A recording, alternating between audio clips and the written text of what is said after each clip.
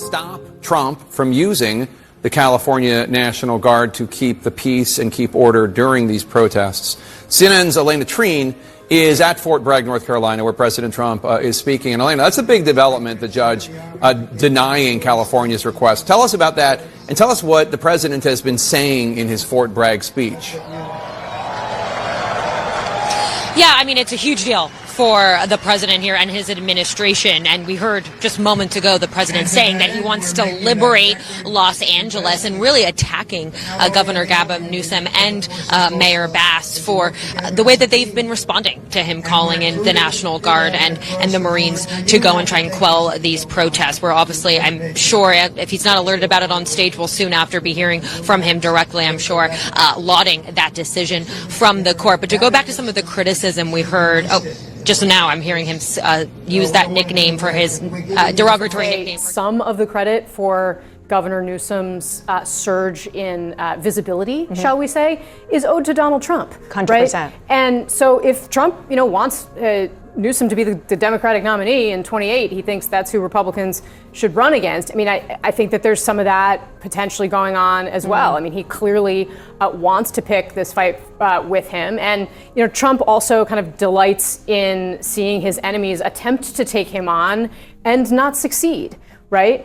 And I think you're seeing an element of that as well, because I think it's worth noting that Newsom also hasn't been successful in the courts so far to the extent he would probably like to be, and I think that is really one of the big questions here for Democrats. I mean, what their base is demanding of them is that they do something that so far the system is not allowing them to do, and Democrats are working within the systems that are democratic systems that they so vociferously depend on. And so this is this enormous tension here, and this is why Trump's able to kind of exploit the Democrats or agitators or whoever they are that are going outside the system, because Trump can look at that and say, look at this is violent, this is wrong, this is horrible.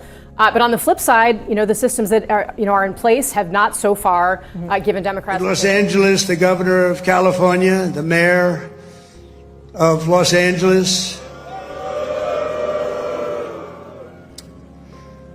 they're incompetent, and they paid troublemakers, agitators, and insurrectionists.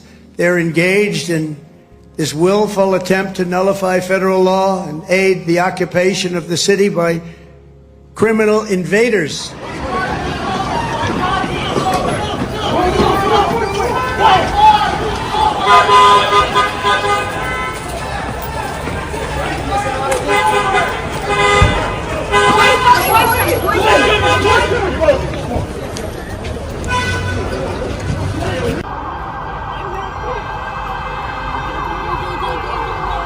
We're the security guard.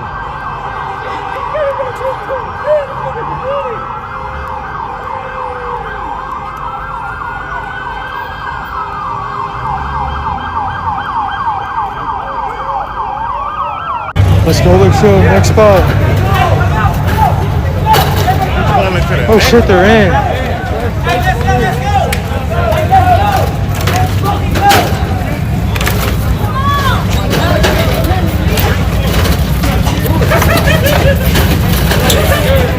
President Trump.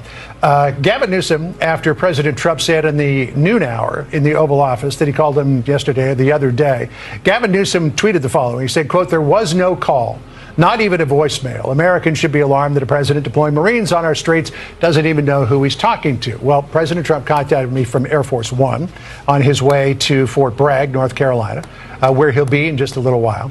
He said the first call to Gavin Newsom was not picked up. The second call Gavin picked up. We spoke for 16 minutes. I told him to essentially, quote, and this is quoting the president, "get his ass in gear and stop the riots, which were out of control more than anything else. This shows what a liar he is. Said I never called." So here is the evidence. And here is the call log that the president sent me from his phone. This was June the 7th. Now, granted, this was on Saturday. But look, there's 1:22 o'clock in the morning.